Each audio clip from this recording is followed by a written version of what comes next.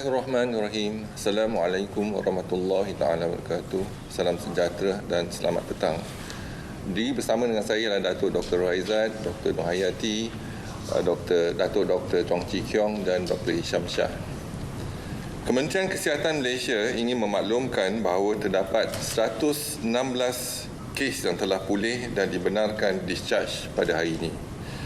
Ini menjadikan jumlah kumulatif kes yang telah pulih sepenuhnya daripada jangkitan COVID-19 dan telah discharge pada ward adalah sebanyak 4,326 kes, iaitu bersamaan dengan 70% daripada jumlah keseluruhan kes. Sehingga 2 Mei 2020 jam 12 tengah hari, terdapat 105 kes baru yang telah dilaporkan. Ini menjadikan jumlah kes positif COVID-19 di Malaysia adalah sebanyak 6,176 kes. Oleh itu, jumlah kes aktif dengan keboleh jangkitan COVID-19 adalah 1,747 kes. Mereka telah diasingkan dan diberi rawatan di hospital. Ingin dimaklumkan bahawa daripada 105 kes baru yang dilaporkan hari ini, 11 adalah kes import. Ini bermakna kes penularan tempatan adalah sebanyak 94 kes, di mana bukan warga negara adalah 38 dan warga negara adalah 56. Dan 60 kes telah dikesan dari lokaliti di bawah Perintah Kawalan Pergerakan diperketatkan. Sehingga kini seramai 31 kes positif COVID-19 sedang dirawat di unit rawatan rapi. Dan daripada jumlah tersebut, 12 kes memerlukan bantuan pernafasan. Daripada maklumat terkini yang dilaporkan ke CPRC Kebangsaan, dimaklumkan bahawa tiada kematian berkaitan dengan COVID-19 telah dilaporkan hari ini. Justru jumlah kumulatif kes kematian COVID-19 di Malaysia kekal sebanyak 103 kes, iaitu bersamaan dengan 1.67% daripada jumlah keseluruhan kes. Pelaksanaan Perintah Kawalan Pergerakan telah membantu usaha kerajaan dalam melandaikan lengkuk, iaitu flattening of the curve, di mana pencapaian ini adalah hasil kerjasama daripada pelbagai agensi dan orang ramai. Perintah Kawalan Pergerakan telah membolehkan pelaksanaan aktiviti pendekatan tertumpu, iaitu targeted approach, untuk mengesan, menyaring, menguji, mengasingkan dan merawat kes-kes COVID-19 di kalangan masyarakat. Keberkesanan kaedah ini terbukti apabila kita lihat statistik daripada pelaksanaannya seperti berikut. Yang pertama, Perintah Kawalan Pergerakan diperketatkan di 11 lokaliti yang berisiko tinggi, di mana 607 kes positif COVID-19 dikesan daripada 29,067 kes yang telah disaring dan diuji, iaitu bersamaan dengan 2.1%.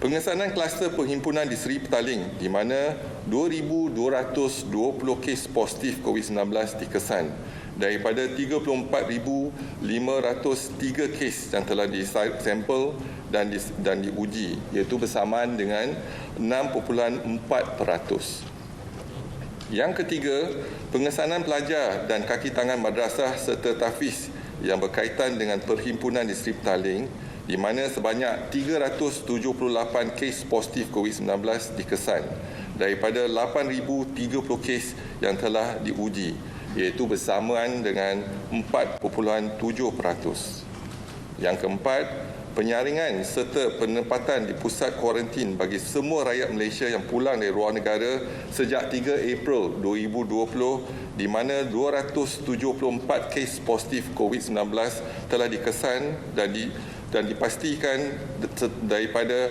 26,169 orang yang telah dikuarantinkan, iaitu bersamaan dengan 1.05%. Trend kes-kes positif COVID-19 harian sejak kebelakangan ini menunjukkan peningkatan kes-kes import dan kes-kes yang dikesan dari lokaliti PKPD. Namun, kita tidak perlu khawatir mengenai peningkatan kes di kalangan kes-kes import ataupun di PKPD ini. ia kerana mereka telah pun awal-awal lagi diasingkan untuk disaring, diuji dan dirawat di hospital. Aktiviti penularan COVID-19 di kalangan masyarakat setempat pula dapat dikenal pasti melalui aktiviti surveillance klinikal, iaitu jangkitan COVID-19 yang telah lama dijalankan. Ini dilaksanakan dengan pensampelan pesakit influenza-like illness ataupun ILI dari lokasi Sentinel seluruh negara dan pesakit severe acute respiratory infection ataupun SARI di semua hospital Kementerian Kesihatan Malaysia. Sehingga 1 Mei 2020, sebanyak 7,880 saringan COVID-19 dalam aktiviti surveillance klinikal telah dijalankan, di mana hanya 12 kes dikesan daripada ID, iaitu 0.81%, dan 54 kes dikesan daripada SARI, iaitu 0.84%. Selain itu, saringan COVID-19 juga dilaksanakan ke atas semua pesakit sebelum pembedahan kecemasan atau separa kecemasan di Hospital Kementerian Kesihatan Malaysia sebagai langkah pencegahan penularan COVID-19 di kalangan petugas kesihatan.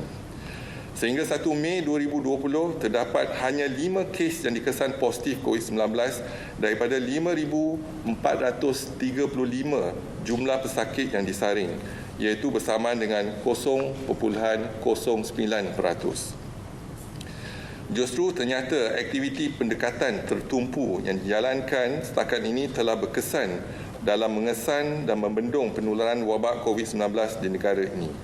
Namun, ia memerlukan tindakan selari rakyat untuk patuh kepada semua arahan dan nasihat daripada kerajaan. Susulan lengkuk yang telah dilandaikan, Hospital Kementerian Kesihatan kini mempunyai lebih banyak kapasiti dalam merawat lebih ramai pesakit COVID-19 sekiranya diperlukan. Misalnya, kadar keseluruhan bagi penggunaan katil di 40 buah hospital yang dikhususkan bagi perawatan COVID-19 dan 26 pusat rawatan COVID-19 berisiko rendah, iaitu Hospital Extension Center, adalah hanya 17%.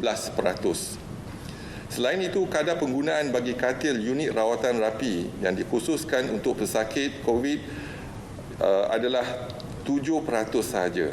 Penggunaan alat bantuan pernafasan iaitu ventilator pula adalah hanya 1%, iaitu 12 buah daripada 1,059 buah ventilator yang disediakan. Pihak Kementerian Kesihatan ingin mengingatkan rakyat Malaysia bahawa pandemik COVID-19 ini belum berakhir. Secara global, sebanyak 187 buah negara telah terkesan dengan jumlah kes positif COVID-19 yang kini mencecah hampir 3.34 juta dengan 238,000 kematian. Risiko penularan secara mendadak di negara kita masih wujud sekiranya kita lalai dan alpa dengan mengamalkan norma baru kehidupan seharian. Kementerian Kesihatan menyeru kepada kepatuhan sosial untuk mengamalkan langkah-langkah kesihatan seperti amalan jarak sosial selamat sekurang-kurangnya 1 meter daripada orang lain, dan digalakkan penggunaan alat penutup hidung dan mulut terutamanya di kawasan umum. Menggalakkan amalan kebersihan yang tinggi seperti kerap mencuci tangan dengan air dan sabun ataupun penggunaan sanitizer. Mengamalkan amalan-amalan pencegahan jangkitan dan juga mengelakkan daripada sebarang bentuk perhimpunan. Justru kerjasama dan komitmen semua lapisan masyarakat dalam memainkan peranan penting masing-masing adalah sangat penting untuk memastikan kita berjaya menewaskan COVID-19. Marilah kita menjalankan tanggungjawab sosial kita, melindungi diri kita, keluarga kita dan masyarakat kita dengan duduk di rumah, hanya keluar jika perlu kalau ada urusan yang penting. Dan seterusnya saya akan memaklumkan laporan kluster COVID di kawasan PKPD, iaitu yang pertama, lokaliti Menara Plaza City 1 tiada pertambahan dan kekal dengan jumlah kes positif 55, di mana 41 adalah bukan warga negara dan melibatkan 1 kematian. Yang kedua ialah lokaliti Selangor Mansion ada pertambahan 4 kes menjadikan jumlah kes positif ialah 172 dan bukan warga negara ialah 155 kes. Lokaliti Malayan Mansion tiada pertambahan, kekal 12 kes melibatkan 10 bukan warga negara. Lokaliti Kampung Sungai Lui tiada pertambahan, kekal dengan 158 kes dan melibatkan bukan warga negara 148. Pusat Bandar Utara dan sekitar Pasar Borong Kuala Lumpur ada pertambahan 36 kes di mana 35 di luar kawasan PKPD.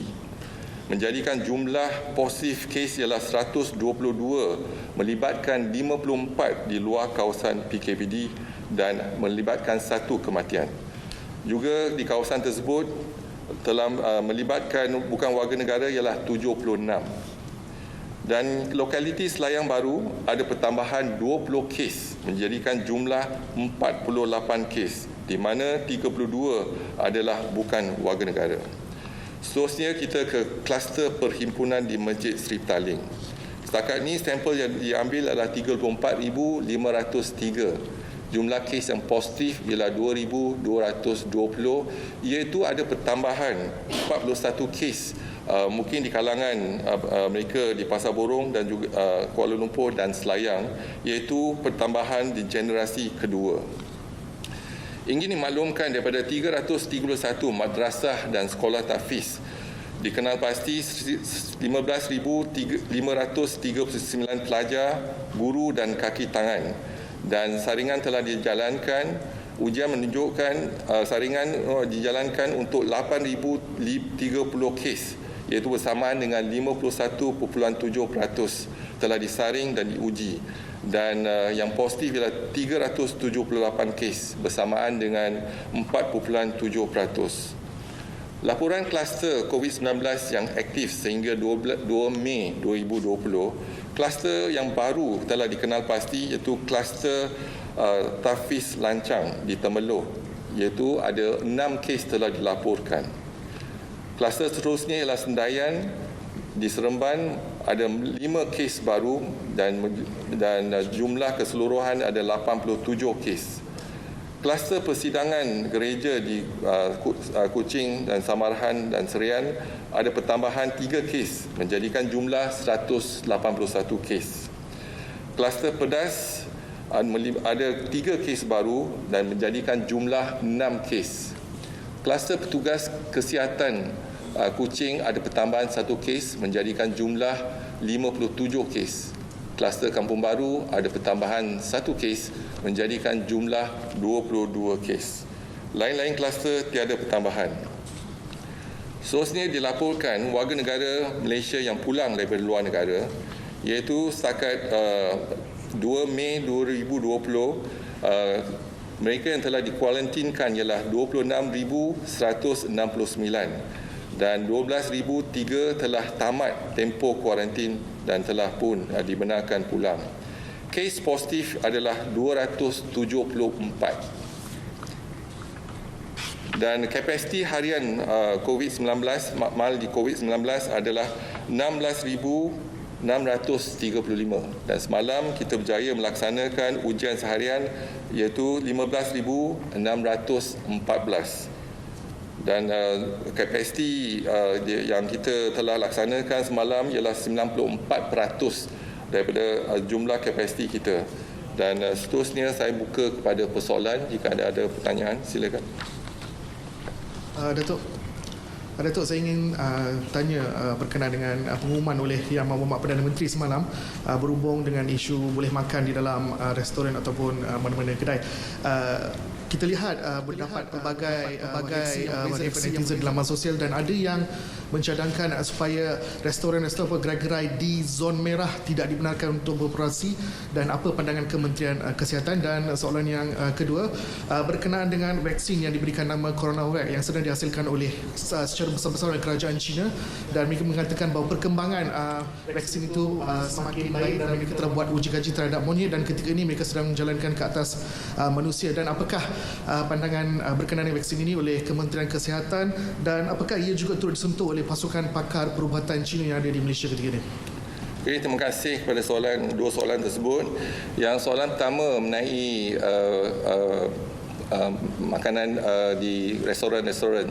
Jadi kita lihat kalau kita kena patuh, kalau restoran kena patuh kepada SOP yang telah ditetapkan oleh Kementerian Kesihatan, iaitu penjarakan sosial.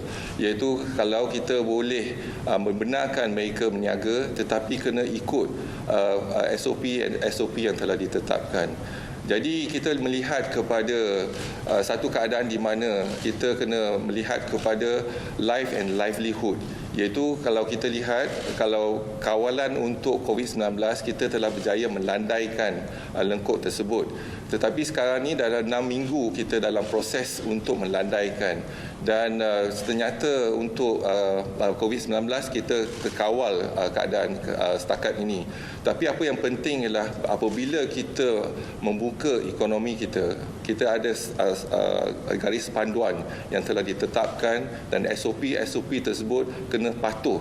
Jadi kita merayu kepada rakyat Malaysia untuk kepatuhan sosial, iaitu bertanggungjawab bersama, melihat tanggungjawab sosial, melihat kepada bagaimana kita boleh patuh kepada SOP Kementerian Kesihatan. Dan kalau kita boleh patuh kepada SOP, jadi kita boleh membenarkan perniagaan dijalankan. Itu yang penting. Yang kedua, isu vaksin. Jadi memang betul negara China telah pun berbincang dengan Kementerian Kesihatan mengenai vaksin. Kajian setakat ini adalah kajian fasa kedua. Tetapi mereka akan siap kajian fasa kedua mungkin dalam bulan November ataupun Disember. Dan bila selesai kajian fasa kedua, kita akan melaksanakan kajian fasa ketiga, iaitu melihat kepada keberkesanan vaksin tersebut di dalam manusia. Jadi mungkin kita telah berbincang dengan mereka dalam dua sidang video dan mereka telah setuju kalau kita boleh dijadikan sebagai negara yang dijadikan tempat penyelidikan untuk kajian fasa ketiga. Jadi kita tunggulah keputusan laporan ujian fasa kedua dulu sebelum kita boleh teruskan ke fasa ketiga. Assalamualaikum Dato'. Hari ini Menteri Pengangkutan ada menyatakan bahawa perkhidmatan pengangkutan akan dibuka semula pada Isnin ini lah. So soalan saya, adakah nasihat telah pun diberikan oleh pihak KKM sebelum perkara ini dibenarkan? Dan seterusnya, jika ada satu lagi, apakah KKM ada beri panduan atau SOP untuk beroperasi kepada syarikat-syarikat pengangkutan awam ini bagi mengelakkan COVID-19 ini merebak lagi? Jadi untuk pengangkutan memang yang ni yang kita ditekankan bersama dengan pasukan daripada negara China. Mereka telah melihat kepada sistem kita dan juga telah menyarankan 3 perkara yang kita kena ambil perhatian. Yang pertama ialah pengangkutan. Dan Kementerian Kesihatan telah pun keluarkan SOP untuk pengangkutan, iaitu penjarakan dalam pengangkutan dan juga mereka yang menggunakan perkhidmatan ataupun pengangkutan awam kena memakai mask. Dan apa yang penting ialah mereka kena pastikan penjarakan tu dapat dilaksanakan dengan menggunakan pengangkutan awam. Jadi SOP yang dikeluarkan oleh Kementerian Kesihatan telah pun diberikan kepada Kementerian Pengangkutan dan pelaksanaan. Sekarang isu ialah pelaksanaan. Jadi kita perlukan iaitu tanggungjawab sosial masyarakat dan juga tanggungjawab disiplin sosial untuk kepatuhan sosial kepada SOP tersebut. Jadi kalau kita dapati kalau tidak kepatuhan kepada SOP tersebut, mungkin kita akan melihat bagaimana kita boleh menguatkuasakan, iaitu untuk penjarakan dan juga menggunakan sanitasi, kerap mencuci tangan dan sebagainya. Dan disinfeksi ataupun sanitasikan tempat-tempat awam kerap dijalankan, iaitu di bas ataupun di train dan sebagainya. Nah, itu yang pertama. Yang kedua, melihat kepada hospital kita. Jadi hospital Kementerian Kesihatan sedia maklum adalah sesak, dan kita sekarang ni kena lihat bagaimana kita boleh mengurangkan kesesakan dan mengamalkan penjarakan sosial dan menggunakan online services, contohnya ubat melalui pos, dan juga sekarang ni boleh tak kita memberi rawatan ke rumah, contohnya domiciliary care kita telah pun laksanakan, iaitu kita staf warga Kementerian Kesihatan memberi perkhidmatan di rumah. Jadi ini satu lagi konsep yang boleh kita ketengahkan, dan juga masa yang kita memberi perkhidmatan tu mungkin kita akan lanjutkan pada hari Sabtu dan Ahad, dan masa tu juga akan dipanjangkan ke mungkin pukul 10. Jadi kita buat penjarakan dari segi staggered appointment dan sebagainya. Dan mungkin kita akan keluarkan satu arahan, mereka yang datang awal kena duduk dalam kereta ataupun tunggu di kawasan lapang dulu sebelum masuk ke klinik kita untuk rawatan. Jadi kita tak nak kesesakan dalam tempat menunggu, contohnya. Dan yang ketiga yang paling penting sekarang ni untuk kita menjayakan PKP yang keempat ialah pemengkasaan komuniti, iaitu community empowerment. Jadi kita dalam komuniti kena sama-sama menjalankan tanggungjawab sosial kita, kepatuhan sosial kita, dan juga penjarakan sosial kita yang kita amalkan. Amalan-amalan baru sekarang ni kena dipraktikkan di dalam komuniti. Kalau kita tak praktikkan, rakyat Malaysia tak praktikkan, memang kita takkan berjaya mengawal COVID-19. Hari ini kita lihat 6 kriteria daripada WHO, ada kriteria yang boleh dilaksanakan oleh kerajaan dan Kementerian Kesihatan, dan ada kriteria, 2 kriteria yang penting harus dilaksanakan oleh rakyat Malaysia, iaitu mengamalkan norma-norma baru, dan yang kedua ialah community empowerment, iaitu pemekasaan komuniti untuk menjaga dan memantau tanggungjawab sosial dan juga kepatuhan sosial dalam masyarakat. Yang ini penting. Kalau kita tak melaksanakan, maka yang tujuan kita untuk mengawal pun mungkin tidak tercapai. Tapi apa yang penting ialah sekarang ni tempat yang paling selamat ialah di rumah. Jadi kita nasihatkan semua rakyat Malaysia, kalau tak ada keperluan untuk keluar rumah, sila duduk di rumah, sebab itulah tempat yang paling selamat. Dan kalau kita lihat sekarang ni, untuk imbangkan iaitu makasih syariah nyawa dengan kehidupan, dan juga daripada kesihatan dengan ekonomi. Jadi sekarang ni kita hanya buka untuk ekonomi saja, dan kita harap jadi ekonomi boleh berjalan, tetapi mereka yang pergi kerja pastikan mereka patuh pada SOP Kementerian Kesihatan. Yang itu penting. Sebab virus ini akan berada di komuniti kita untuk masa yang panjang. Jadi selagi kita tak dapat vaksin, mungkin vaksin dalam tempoh setahun setengah, kita kena hidup dengan virus. Bagaimana kita kena uruskan virus tersebut. Dan kita pasti kalau kita dapat kerjasama yang padu daripada rakyat Malaysia dan juga dengan kerajaan, kita mungkin boleh kawal virus tersebut. Dan kalau kita lihat pada PKP 1, 2 dan 3, kerjasama dua pihak telah berjaya melandaikan lengkuk COVID-19 ni. Jadi kita harap kita boleh lagi mengawal, dan Kementerian Kesihatan akan meningkatkan fasilitis kita. Apa yang beza dengan negara lain bila mereka ada kelonggaran ialah mereka juga membuka sempadan. Kawalan sempadan kita tetap perketatkan, itu yang pertama. Yang kedua, kita masih memantau COVID-19 ni di masyarakat, iaitu setiap hari kita akan memberi laporan dan kita akan melihat kepada lokaliti dan juga kumpulan sasar.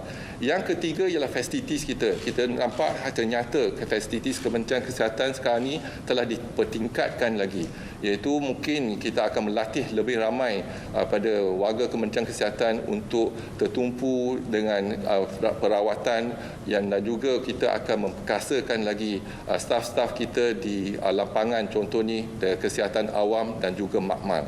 Dan makmal hari ini kita dah terima 50,000 RTK antigen dan kita telah agihkan 10,000 untuk Sabah, 10,000 untuk Sarawak, 15,000 untuk sepadan di Johor Bahru dan 15,000 di pintu masuk utama KLIA dan KLIA 2. Jadi untuk peringkat pertama. Yang kedua, peringkat kedua mungkin kita akan terima minggu depan lagi 100,000 dan kita akan pastikan dan kita boleh agihkan untuk RT antigen ni di klinik-klinik kesihatan.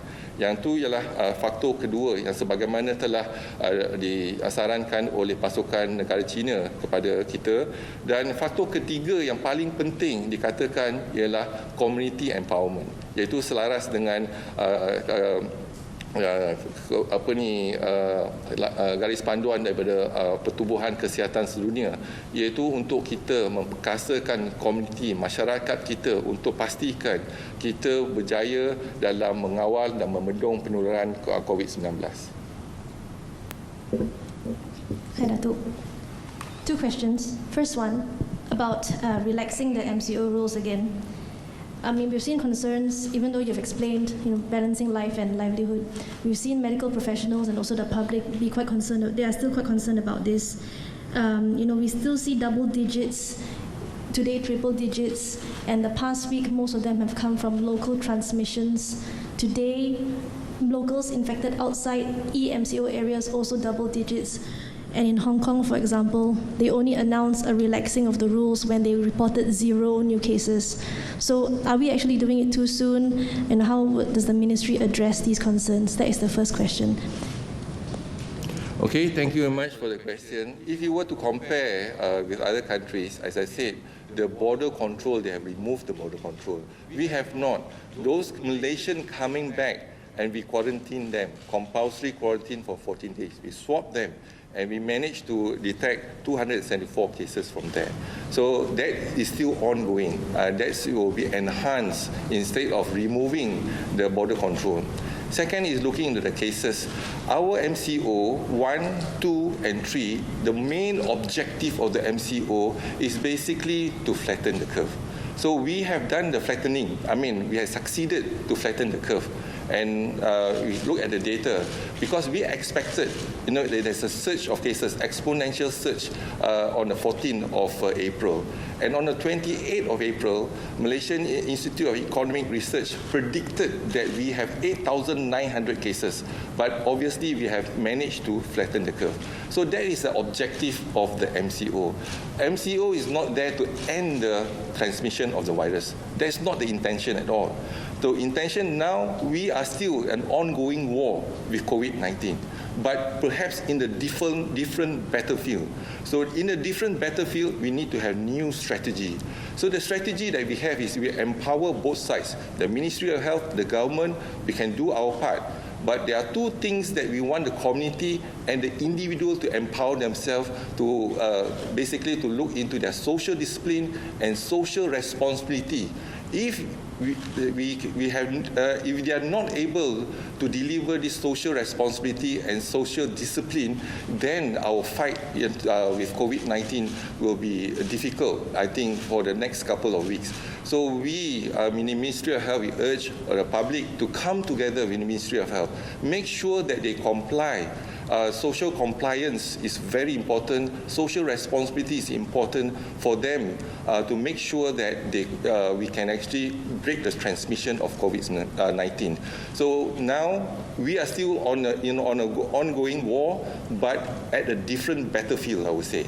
So it's not only to flatten the curve, but to make sure that we can control the disease for the longer time. Likewise, if you look into dengue is really part in our community, and we learn to live with dengue, but we need to take action from time to time. COVID will be part of our community now, but the only way to protect ourselves is basically to follow the SOP of Ministry of Health and make sure that we comply. I'm worried if we do not comply, then we would not achieve the objective. So hopefully the Malaysian comes together and then to work together for one goal, that is to control the COVID-19 transmission in our country. Thank you. Second question, Datuk, sorry. just on starting Monday, people will start going to work, traveling probably from green zones to red zones and vice versa. Previously, you mentioned that we have to, have a soft landing approach. So how are we going to protect people from green zones if people are going to be traveling? Thank you. On Monday is only the beginning. Not necessarily you need to start your business on Monday. And when I said earlier, we allowed the economic sector, the social, the education sector still will be delayed in terms of implementation depending on the situation. So not necessarily on Monday everybody need to rush to office. Everybody needs to be on the street. No. The message is still very clear. Those other sectors, education or even social sector, please stay at home. That is the most safest place in the world now for you actually to break the transmission of the COVID-19. So, but we allowed the business, for example, Monday, they just go back to their factory or even the restaurant and then do the cleaning up, stock take, etc. So these are, again, slowly but surely we have to start the business. But I think the most important is compliance, social compliance, social responsibility. The onus now is not on the Ministry of Health. The onus now is on the public as well. So we need the collaboration. For us to succeed, we need both parties to come along, to come together for us to make a big difference to break the chain of COVID-19 infection. Assalamualaikum, Dr. Siri. My name is Ala. I'm from Aswaq Magazine. Would like to ask one question regarding the migrant workers which been detained by the immigration yesterday. They've been detained in the detention center before even the test being done, so which is reflect a danger onto the workers from the immigration and to the other people which we've been detained with, which we don't know if they are positive or negative. The other thing, if there's any SOP for the migrant foreign workers in the future since the immigration start their operation back.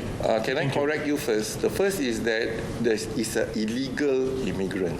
So we have actually went into and search for the migrants, and then there's like 3,300 of them.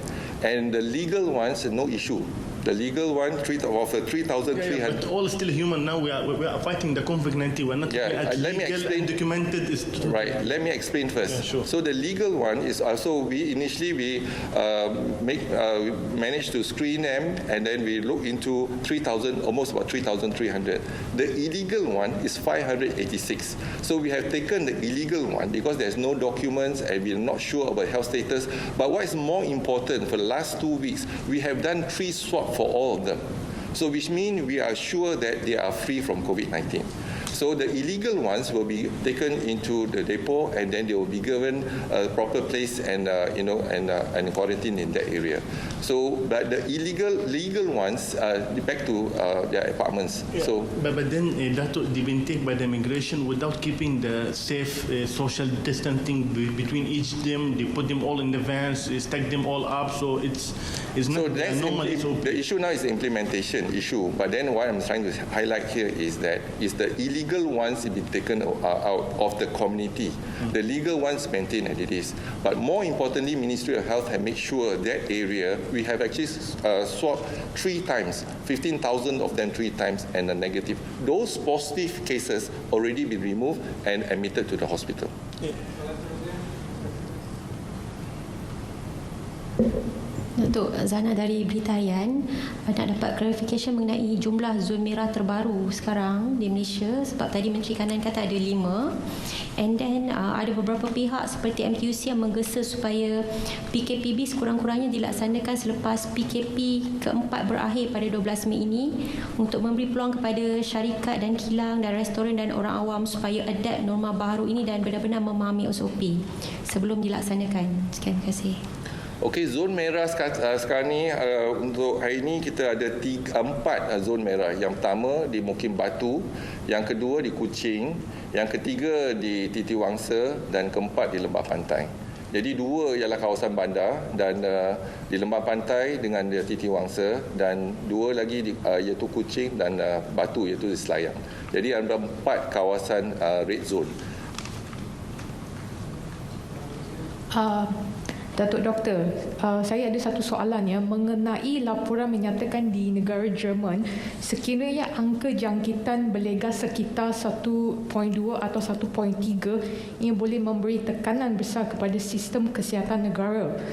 So jadi di Malaysia, apakah angka jangkitan terbaru kita dan ada tak KKM buat anjuran angka jangkitan selepas hampir semua sektor ekonomi dibenarkan berfungsi Isnin nanti? Terima kasih. Terima kasih kepada soalan tersebut.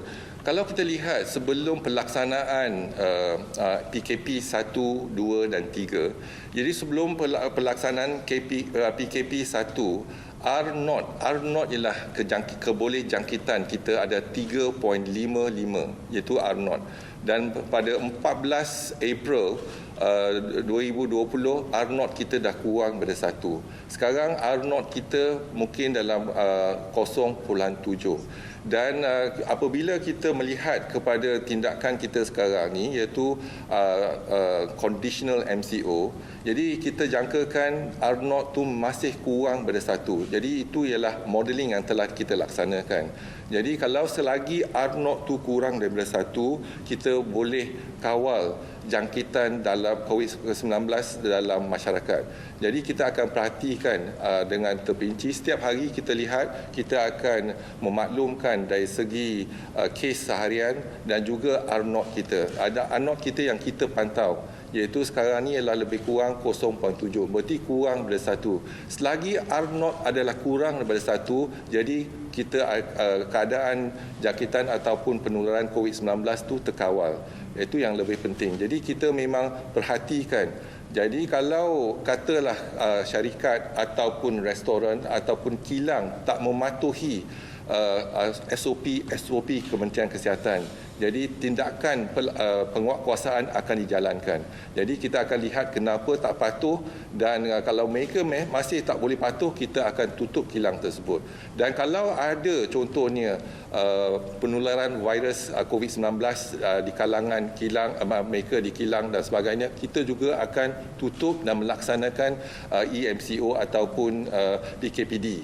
Dan PKPD ini bukan hanya lihat pada lokaliti, tetapi kita boleh kembangkan PKPD kepada satu kampung contohnya, ataupun satu mukim, ataupun satu daerah, ataupun satu negeri jika perlu. Tapi sekarang ni kita fokus kepada lokaliti dulu, iaitu kilang tersebut. Tapi kalau penularan tersebut merebak, kawasan tersebut bukan hanya kilang, tetapi satu kawasan ataupun kampung ataupun mukim akan di PKPD-kan. Okey, syukur Datuk. Soalan saya ada dua soalan. First, macam Datuk mention tadi, zon merah di kawasan Titi Wangsa. Jadi di BKL hari ini ada memberitahu akan membuka taman-taman rekreasi di bawah silian mereka bermula Isnin ini dan akan mematuhi SOP yang telah ditetapkan. Tetapi salah satu taman rekreasi yang akan dibuka itu ialah Taman Tasik Titi Wangsa. Jika dilihat Titi Wangsa ni, jadi mungkin Datuk wajar tempat-tempat rekreasi awam di kawasan zon merah ini dibuka. Soalan kedua saya, macam Datuk mention tadi, ada kluster baru iaitu kluster di Lancang. Berapa kes positif ni? 6, dan mungkin sampel yang telah diambil, mungkin Datuk boleh jelaskan. Terima kasih Datuk. Okey, yang pertama kita lihat pada taman-taman awam. Jadi kalau kita pun ada SOP untuk penggunaan taman-taman awam, sama ada di kawasan zon merah ataupun zon hijau. Tetapi apa yang pasti ialah apabila kita ke taman, pastikan kita ada penjarakan. Jadi taman tu luas, jadi kita boleh jarak. Tapi kalau kita pergi secara berkumpulan dan tak ada penjarakan, maka ada penguatkuasaan di taman-taman tersebut. Jadi kita masih boleh mengambil tindakan di bawah Akta 342. Contohnya kalau saman ataupun sebagainya. Jadi kita nasihatkan mereka yang ke taman, pastikan penjarakan sosial diamalkan. Yang itu yang pertama. Yang kedua mengenai kluster baru, kluster baru ialah madrasah tahfiz ya. Jadi madrasah tersebut kita kenal pasti walaupun madrasah tersebut telah tutup, iaitu dalam tempoh PKPD ini. Tetapi Tetapi apa yang penting ialah ada di kalangan mereka masih duduk, iaitu pelajar ataupun kaki tangan duduk di madrasah tersebut.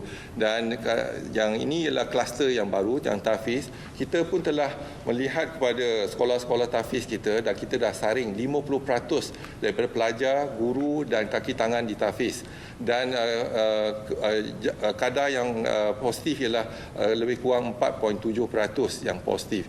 Dan ini ialah tahfiz baru, ada 6 kes baru telah dikesan.